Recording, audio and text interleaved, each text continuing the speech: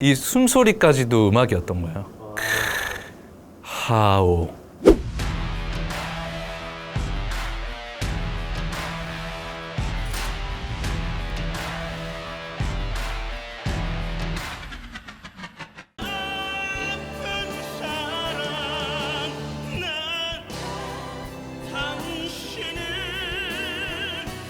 투바로티 맞습니다. 투바로티 맞습니다.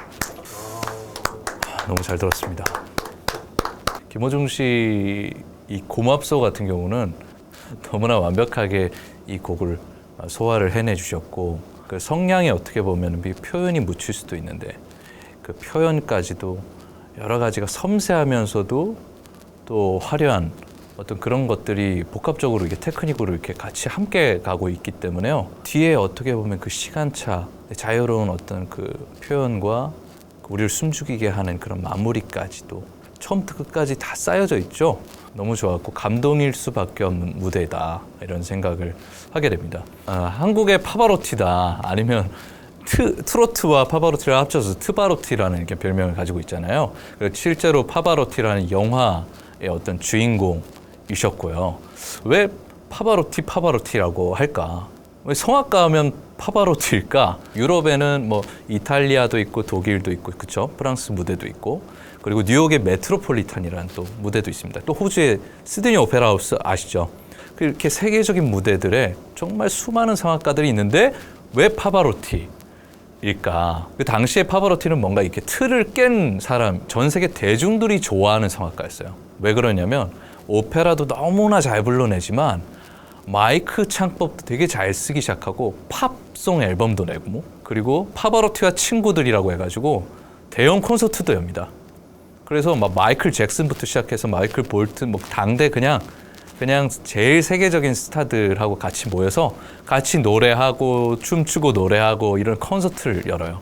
그리고 거기서 대중적인 음악들을 정말 많이 불러주면서 여기서 어떻게 보면 팝페라, 크로스오버를 이제 그런 장르가 생겨나기 시작했던 것 같아요. 그런 장을 열어주신 분이 파바로티예요.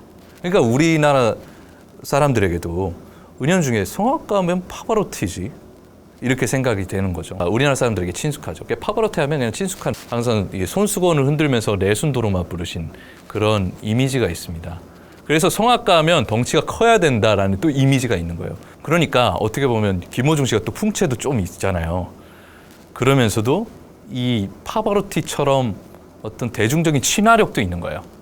그래서 트로트 무대에 딱 섰더니 그 여러 가지 음악적인 끼를 발산을 하고, 미스터 트롯 첫 무대부터 되게 어떻게 보면 구성진 정통 트롯을 딱 구사해내면서 많은 분들께 점수와 참사를 받게 되죠.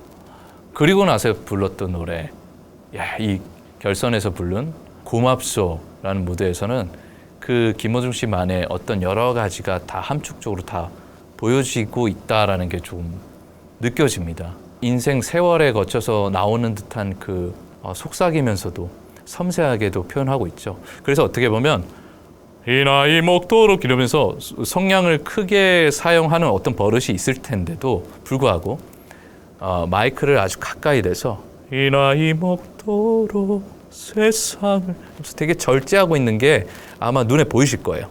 이 나이 먹도록 세상을 잘 모르나 보다. 이 비강공명이라고 하거든요. 성악에서는 마스케라라고 합니다. 여기에 소리를 잘 걸쳐가지고 섬세하게 이렇게 내려고 노력해요. 이게 성악가들이라고 해서, 정통 성악가들이라고 해서 마이크를 그렇게 자유자재로 사용하기가 쉽지 않아요. 그거는 기술을 다시 배워야 돼요. 마이크를 사용하는 기술.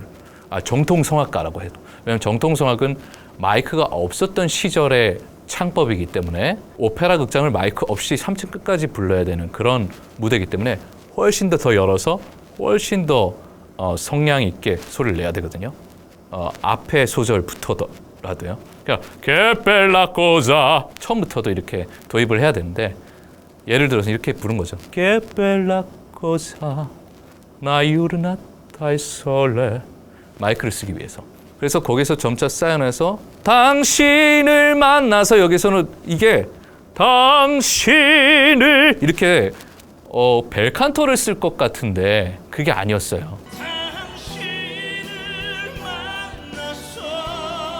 벨칸토 창법을 딱 쓸 것 같은데 거기서 어떻게 보면 내가 더 당신을 만나서 진짜 고맙다. 정말 한국 사람들에게 좀 더 그런 가까운 감동을 주기 위해서, 대중들에게 더 가깝게 감동을 주기 위해서, 그리고 이 트로트란 장르를 잘 소화하기 위해서 이 포지션도 낮춰버려요. 그래서 그렇게 쓰면 어떻게 보면 성악하시던 분이 그런 발성을 쓰다 보면요, 발성이 바뀌다 보면 확 갈라지거나 갑자기 후두에 이상이 오거나 그럴 수도 있습니다. 안 하던 운동하면 이렇게 알이 베기듯이 당장 1, 2주 안에 풀어질 수 없는 뭔가 데미지가 쌓일 수도 있거든요.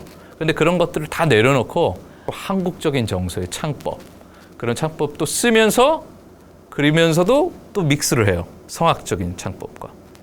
그리고 마지막에 어떻게 보면 감정에 호소할 수 있는, 호흡을 잘 담은 그 믹스드 보이스라고 하는데, 그런 부분에서도 마음을 담아서 실어서 고맙소, 그걸 가지고 가잖아요. 이게 표정이나 이런 것들 가지고 가니까 우리는 숨죽여 봤죠. 숨죽여 보다가 사랑, 이때도 계속 우리가 그분에게 리드를 당하고 있는 거예요. 하오 하면서 우리가 같이 이렇게, 아 그렇구나. 그래서 어떻게 보면 되게 수많은 사람들에게 공감대를 일으켰던 곡인 것 같아요. 남자들 같은 경우는 고맙다, 진짜 이 나이 먹도록 나 몰랐다, 아, 진짜 미안해, 이거를 어떻게 말로 잘 표현 못 하잖아요. 뭐 편지도 요즘 안 쓰니까 뭐 카톡으로 써야 되나요? 그러면 진심이 없다고 맞을 수도 있고, 그렇기 때문에 말로 잘 표현하기가 쉽지 않은데 그걸 노래로 표현을 해준 거죠. 고맙소, 사랑하오. 음악으로 표현해 주니까 남자분들도 대리만족.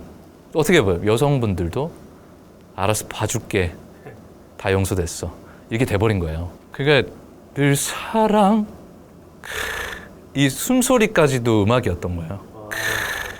하오. 그런 부분에 있어서 복합적으로 기술, 테크닉, 공감대, 이 대중성, 파바로티죠.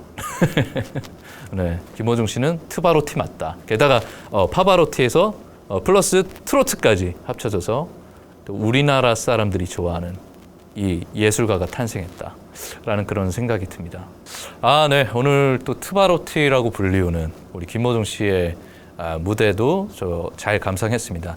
정말 공감이 많이 되는 무대였어요. 저도 성악을 하면서 여러분들께 좀 가까이 다가가고자 많이 노력했던 사람으로서, 아, 어떻게 이렇게 여러분들의 마음을 훔치고 트로트까지 이렇게 잘 믹스해서 구사하는지 저도 잘 면밀하게 관찰할 수 있고 또 많이 배우고 또 공감할 수 있는 그런 시간이었습니다.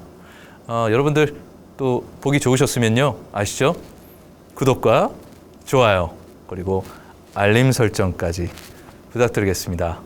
감사합니다.